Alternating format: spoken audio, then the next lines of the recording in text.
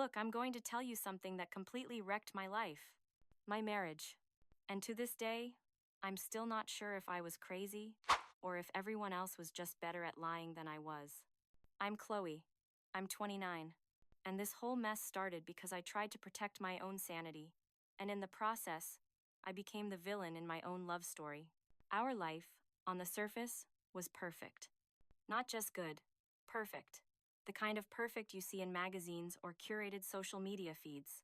Owen and I had a beautiful apartment downtown, the kind with floor-to-ceiling windows that looked out over the city lights. He was 32, the brilliant head of marketing for a boutique distillery, and I was a curator at a small but respected art gallery. We were that couple, the one our friends pointed to as goals. He was the sun everyone orbited around. At parties, he'd command the room not with a loud voice, but with a quiet, confident charm. He remembered the names of everyone's siblings, asked about their boring work projects, and had a laugh that made you feel like you'd just told the cleverest joke in the world. He was, for all intents and purposes, the golden boy, and I was the lucky woman who got to have him. He was a masterpiece of a husband. He'd leave coffee for me in the morning, exactly how I liked it. He'd text me in the middle of the day just to say he was thinking of the first time we met. He'd hold my hand under the table at dinner parties, a small, secret squeeze that was meant to say, "It's you and me against the world." But lately, that squeeze had started to feel different, less like a promise and more like a warning. I know how that sounds, paranoid, but it was in the small things. The moments when I'd catch his reflection in the window, his perfect, loving smile on his face, but his eyes were blank, empty, like he was running lines for a play in which he was the devoted husband, and I was his adoring wife. The first real crack appeared on a Tuesday, a completely ordinary, forgettable Tuesday. He was in the shower, and his phone, which was usually glued to his hand, was on the nightstand. It buzzed. I glanced over, not out of suspicion, but just out of habit. A name lit up the screen. Sophie. Sophie was part of our larger circle. She worked on Owen's team at the distillery, a bright, eager girl 5 years younger than me. Owen had taken her under his wing, mentored her. He always referred to her as his work little sister, a harmless, sweet girl who worshipped the ground he walked on. Everyone loved Sophie. The message itself was nothing incriminating, a string of laughing emojis, but it was a reply to something. A notification from a messaging app he used for work. He had told me he turned off notifications for it after hours. My hand trembled as I picked up the phone. I shouldn't have.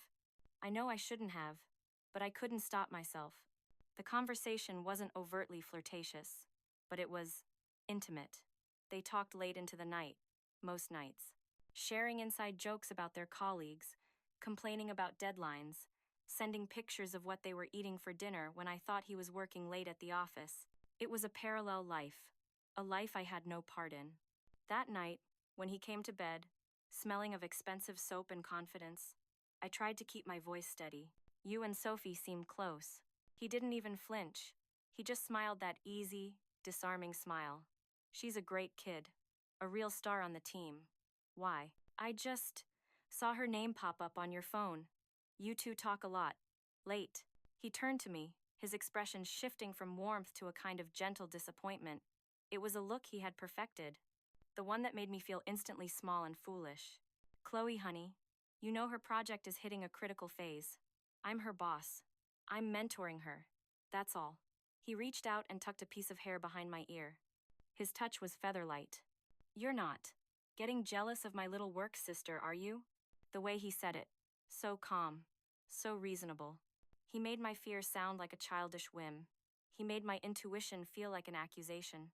"No," I mumbled, turning away. "Of course not, I was just curious." "Good," he whispered, kissing my temple, "because there's nothing for you to ever worry about." I lay there in the dark, my heart pounding a frantic, guilty rhythm against my ribs. He was right. I was being ridiculous. I was letting my own insecurities paint something innocent into something sinister. But the seed was planted, and I would soon learn that it was planted in poisoned soil. 2 weeks later, we were at a party. A housewarming for one of the couples in our circle. The apartment was loud, crowded, and hot. Music thumped from a speaker in the corner, and people were packed onto the balcony, their laughter spilling into the humid night air. Owen was in his element, holding a glass of whiskey. A small group gathered around him, hanging on his every word. He looked like a king on his throne. I felt off. The conversation I'd seen on his phone had been haunting me. I saw Sophie across the room, laughing at something one of Owen's friends said. She looked beautiful and carefree. Young. I excused myself to get some air. I pushed my way through the crowd towards the balcony, but stopped just inside the sliding glass door. They were out there, Owen and Sophie. They were in a corner, partially hidden by a large potted plant. The music was too loud to hear what they were saying, but I didn't need to. Her back was to me. He was facing her, his body shielding her from the rest of the party. He was leaning in close, his voice low. She was crying. I could see her shoulders shaking, and then he did it. He reached up, so gently, and brushed a tear from her cheek with his thumb. He held it there for a moment too long. It wasn't the gesture of a boss. It wasn't the gesture of a big brother. It was intimate, possessive. Something inside my chest snapped. The air left my lungs. The thumping music seemed to fade, replaced by a roaring in my ears. The room started to spin, the laughing faces blurring into grotesque masks. My heart was trying to beat its way out of my ribcage. I couldn't breathe. I stumbled away from the door, pushing past people who didn't even seem to notice me, and locked myself in the bathroom. I slid down the cool tile wall, gasping for air that wouldn't come. Panic attack. A bad one. My vision was tunneling. My hands were numb. I was drowning, right here on the floor of a stranger's bathroom.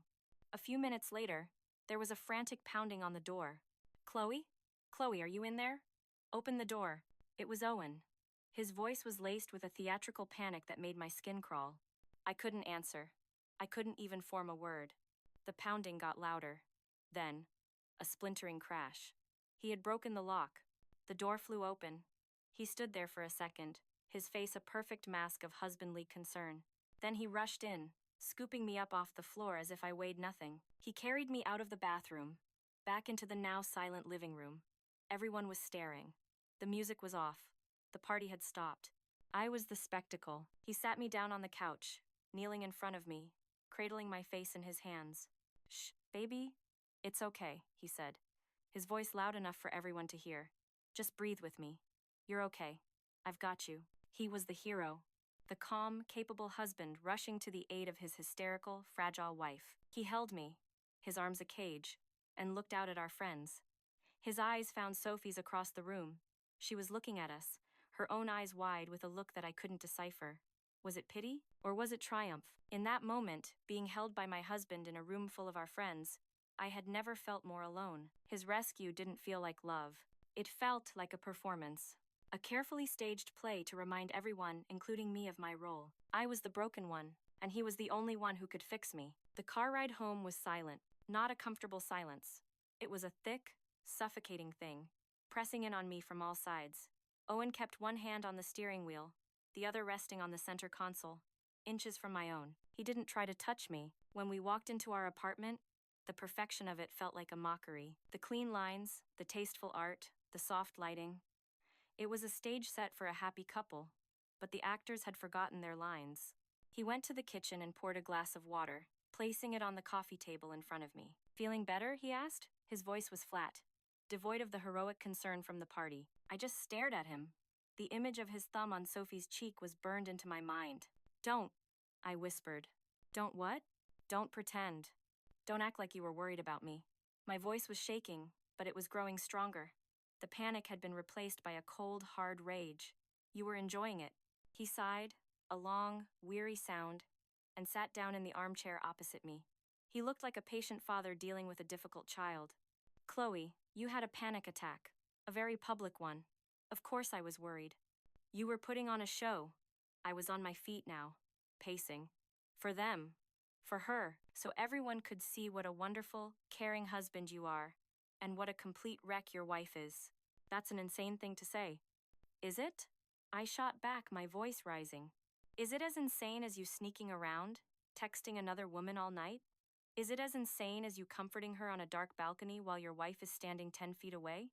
I finally said it. The accusation hung in the air between us, ugly and undeniable. For the first time all night, his calm facade cracked. But he didn't get angry. He didn't yell. That would have been too easy. Instead, A look of profound, devastating sadness washed over his face. He looked wounded, betrayed. So that's what this is about, he said, his voice barely a whisper. Sophie. He shook his head slowly, looking at the floor. My God, Chloe. You've twisted a moment of kindness into this. Her grandmother just went into hospice. She was distraught. I was comforting a friend, a member of my team. ID9. He looked up at me, and his eyes were glistening. And you use that moment, her pain, to fuel this fantasy in your head? You take an act of compassion and turn it into evidence for some affair that doesn't exist? He made it sound so ugly, so cruel. He made me sound cruel. I saw your face, I insisted, my own certainty beginning to waver under his sorrowful gaze. I saw the way you looked at her. Addie. What you saw, he said, standing up, his voice now cold and precise, was what you wanted to see. You have built this entire narrative in your head because you are unhappy. But that is your issue, Chloe, not mine. And it is certainly not Sophie's. He walked past me towards our bedroom. I did nothing wrong, he said, his back to me. I did nothing wrong but try to take care of my wife when she was falling apart. And in return, you accuse me of the worst kind of betrayal. And he paused at the doorway. I think I'll sleep in the guest room tonight. I can't even look at you right now. The door clicked shut behind him, and just like that, a wall went up. A wall of silence, built brick by brick with my own accusations. He hadn't just denied it. He had judged me for it. He had found me guilty of being paranoid, cruel, and unstable. I stood alone in our perfect living room, the glass of water untouched. The silence was louder than any screaming match could ever be. It was the sound of my world breaking. The next few days were a masterclass in psychological warfare. Owen didn't ignore me. That would have been too obvious. Instead, he treated me with a distant, polite kindness. The kind you'd show a fragile acquaintance you don't know very well. He'd make coffee for both of us in the morning, but he'd drink his while reading the news on his tablet, never meeting my eyes. He'd ask if I needed anything from the store, but the question was as impersonal as a checklist. The real battle, however, wasn't fought within the walls of our apartment. It was fought in the court of public opinion. Our friends. He must have started his campaign immediately. I can picture it now. A quiet phone call here, a sad-sounding text there. He wouldn't have bad-mouthed me. Owen was too smart for that. He would have framed it with concern. I'm just so worried about Chloe lately. She's not herself. She's been having these paranoid episodes. She thinks I'm having an affair. It's breaking my heart. Please don't say anything to her. It'll just make it worse. I just need my friends right now. The first sign was the group chat. It went quiet. A question I asked about weekend plans was met with hours of silence before someone finally replied with a vague, non-committal answer. Then, I saw a picture on social media. A group of our closest friends, out for dinner, laughing. Owen was there, a sad but brave smile on his face.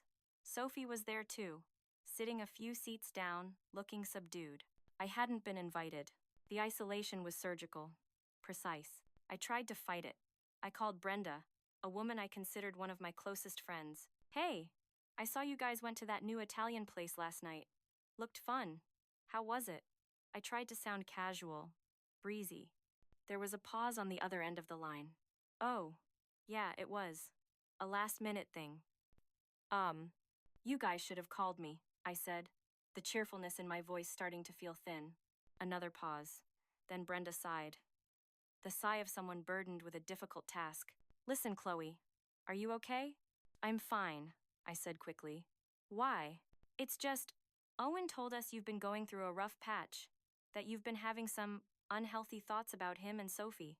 My blood ran cold. He had painted a target on my back and handed everyone else the arrows. He told you that? He's worried sick about you, she said, her voice dripping with misplaced sympathy. We all are. Chloe, Owen is a good man. He adores you. And Sophie is the sweetest girl. Maybe you should think about talking to someone? A professional? Sometimes stress can make us see things that aren't really there. She thought I was crazy. They all thought I was crazy. It wasn't just an opinion. It was a verdict. In the silent trial that had taken place without my knowledge, I had been judged and found guilty. Guilty of being unstable. Guilty of trying to ruin the reputation of a good man and an innocent girl. Lynn, now recast as Sophie, was the blameless victim in my fabricated drama. Owen was the long-suffering saint, and I was the hysterical wife, the troublemaker, the one who was ruining everything. I hung up the phone, the dial tone buzzing in my ear. I looked around our perfect apartment, at the life Owen and I had built. It was a courtroom now, and I was the only one on trial. You can only be told you're crazy so many times before you start to believe it. The silence from Owen, the pitying looks from my friends, the complete and utter isolation, it began to eat away at my certainty. I spent my days alone, wandering through our quiet apartment. I replayed every memory, every conversation, searching for evidence. Not of his guilt anymore, but of my own insanity. Maybe Brenda was right. Maybe the stress of my job, the pressure to maintain our perfect life, had finally broken something inside me. Maybe Owen really was just a kind, compassionate man, and I had twisted his goodness into something ugly because of my own brokenness. I'd look at old photos of us smiling on vacation, laughing at our wedding. He looked so happy, so in love. Was it possible that I had invented this entire nightmare? That I had taken a few innocent text messages and a moment of misplaced kindness and built a prison of paranoia around myself? The doubt was an acid, dissolving my confidence, my intuition, my very sense of self. I was a ghost in my own life, and I couldn't stand the loneliness anymore. I didn't care about being right. I just wanted it to stop. I wanted my husband back. I wanted my friends back. I wanted my life back. That evening, I waited for him to come home. I found him in the guest room, packing a small overnight bag. "Where are you going?" I asked, my voice barely a whisper. "To my brother's for a few days," he said, not looking at me. "I think we need some space." "No," I said, the word coming out as a choked sob. "No, please don't go." I walked towards him, my hands clasped in front of me like a beggar. He finally turned to look at me, his face unreadable. "Owen, I was wrong," I whispered, the words tasting like ash in my mouth. "I'm sorry. I've been under a lot of stress. I haven't been myself. I imagined things. I made a terrible mistake." I was apologizing for my feelings. I was invalidating my own experience. I was handing him the final victory, and I didn't care. "Please," I begged, tears streaming down my face. "Please, just come back. Let's go back to how things were. I'll do anything. I'll go to therapy. I'll get help. Just please don't leave me." I reached for his hand, but he pulled it away. He looked at me, and for the first time, the mask was gone. There was no sadness, no disappointment. There was just nothing. His eyes were cold, hard stones. "It's too late for that, Chloe." His voice was calm, final. "It's not about you getting help anymore. This is about me. You've accused me of something I would never do. You've shown me that you don't trust me, that you see me as some kind of monster." "Are?" He shook his head, a small, definitive gesture. "How can I live like that? How can I spend the rest of my life walking on eggshells, wondering when the next accusation is going to come, wondering what innocent conversation or act of kindness you're going to twist into another betrayal?" He picked up his bag. "You didn't just make a mistake, Chloe," he said, his voice flat and devoid of emotion. "You broke something. You broke my trust, and I don't think it can ever be fixed." "Endus." He walked past me, out of the room. I stood there, frozen, listening to his footsteps cross the living room floor, the sound of the front door opening, the sound of it closing, and then a silence that was bigger and more permanent than any that had come before. He hadn't just left for a few days. He had left for good, and he had done it in a way that made him look like the victim, the heartbroken husband, forced to leave his unstable wife to protect his own peace of mind. He had won, utterly and completely. The months that followed were a blur of gray. Owen filed for divorce. The proceedings were quick and clinical. He was, in his words, generous. He let me keep the apartment, the one that now felt like a mausoleum. Our friends, of course, rallied around him. They helped him move into his new place. They took him out for drinks to get his mind off things. No one called me. Not once. I quit my job at the gallery. I couldn't bear the thought of having to put on a brave face, of curating beauty when my own life was in ruins. I spent my days inside, ordering groceries online, watching the city move on without me, through the floor-to-ceiling windows. I went to therapy, just like I promised I would. I told the therapist everything, my voice a monotone recital of events. She listened patiently and told me I was suffering from severe anxiety and trust issues. likely stemming from my childhood. She told me Owen's actions were textbook gaslighting. Hearing it from a professional should have been a relief, a validation, but it wasn't. It was just a label for a pain so profound it had no name. I was starting to piece my life back together, one tiny, fragile shard at a time. I started taking long walks, rediscovering the city I had forgotten how to see. I started painting again, something I hadn't done since college. I thought I was healing. Then, one rainy afternoon, about 6 months after he'd left, I was scrolling aimlessly through social media. I saw a post from a former colleague, someone who wasn't in our immediate circle. It was a photo album from a weekend winery tour in the countryside. I clicked through them, bored. Pictures of wine glasses, rolling green hills, smiling faces. And then I saw it. In the background of one of the photos. Unfocused but unmistakable. A man and a woman, sitting at a distant picnic table. The man had his arm draped around the woman's shoulders. Her head was resting against his chest. They were laughing at something, their faces tilted towards each other in a way that was so natural, so easy, so intimate. It was Owen, and it was Sophie. They weren't hiding. They weren't sneaking around. They were just being. A couple, happy and carefree, out in the open for the world to see. My breath caught in my throat. I zoomed in, my finger shaking on the screen. There was no ambiguity this time, no room for interpretation, no way to twist it into a story of mentorship or brotherly concern. It was the truth. A simple, undeniable photograph. So, I wasn't crazy. The thought didn't land with a triumphant crash. There was no rush of vindication, no desire to call Brenda and scream, "I told you so." The thought just landed in the vast, silent emptiness of my life with a dull, heavy thud. I had been right all along. My intuition hadn't been paranoia. It had been a warning siren, and I was the only one who could hear it. I looked around the perfect apartment he had so generously let me keep. I thought about the friends I had lost, the job I had left, the months of self-doubt that had nearly erased me. He didn't just cheat on me. He convinced me I was losing my mind. He orchestrated my exile. He made me the author of my own destruction.